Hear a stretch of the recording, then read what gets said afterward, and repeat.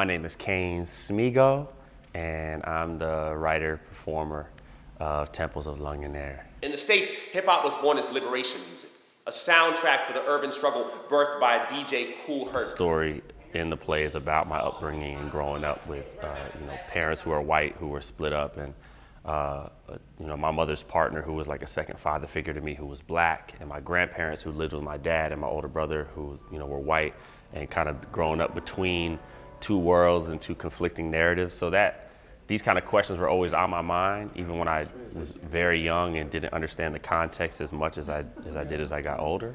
Finding a way to talk about those things in a more focused, kind of deliberate way through the arts has been part of my career. But obviously, creating something in 90 minutes that's kind of a cohesive story, that was the big challenge. This is a new world for me, so I want to be pushed. I want to develop new skills. I want to grow. And that's where kind of the acting comes in, and being able to fully embody those kind of things. And Joseph was instrumental in kind of pushing those limits. I'm interested sort of in what's underneath our experience in our culture, and where conflicts and resistance and lack of connection lies, and what performance can do to sort of change that conversation. Performers like Kane open those doors in beautiful ways. He brings such a wonderful toolbox that we get to play with, that it makes the dynamics of the piece worthy of like a one-person show where things keep on shifting and changing, and just when you think you know what he can do something else. So thinking about, all right, now I have 90 minutes to move between these different kind of mediums, to communicate in every way that I possibly can as a person, the ideas and the emotions that I want to get across. He does this poem of borders, which makes us think about all types of borders and all types of ways in this moment of, and then this new moment of anti-immigration that we're experiencing, so that it just sort of explodes the notion of that one idea. I've never felt more hip-hop than right here, right now. It's about grappling and wrestling with big questions around race, around the way that we learn the language of race, around culture, cultural appropriation, authenticity.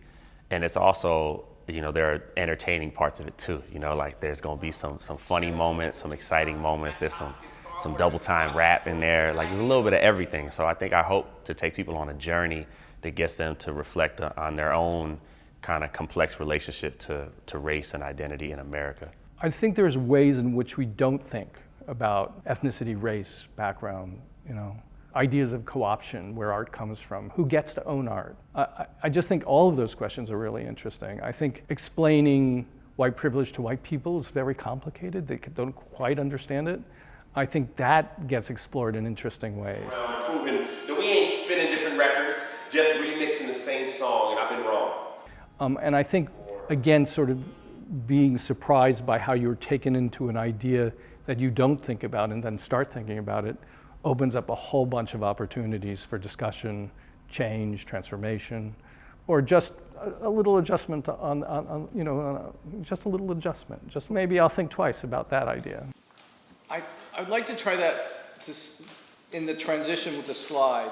When I perform, my favorite kind of audience is a diverse audience because I can connect on those different levels. And so it's always fun to have folks who are hip hop heads in the room who get it, right? Who are gonna get all the references, who understand the medium and gonna vibe with it, right? That's the most fun. They're the most lively and the most responsive audience. Gold ropes and fat laces and back brace for cats in the rat race, and I may have been sold down, spun round, pawned off, commodified, Spotify, chopped, screwed, auto-tuned. I also feel like, white folks, especially white men, are like the audience that I feel most responsible for reaching. I feel like I have a responsibility to connect with those folks and to bring up the kind of hard questions that the piece asks about my relationship to the culture and about, I think, white folks' relationship to racialism in the United States and the history. So all that to say, I love mixed audiences because I want them to have that experience together with me, to ask those hard questions and to also enjoy themselves, and to hopefully let it be a seed for a continued dialogue that happens outside of the show. When it's all over and the lights go off, I hope that those conversations will spark new ones. Ain't I always been right on time? Ain't I been chameleon medicine, whatever you needed me to be to heal all your brethren, to patch a gaping wound the size of a crack house or a trailer park festering of a bleeding city, trying desperately to clout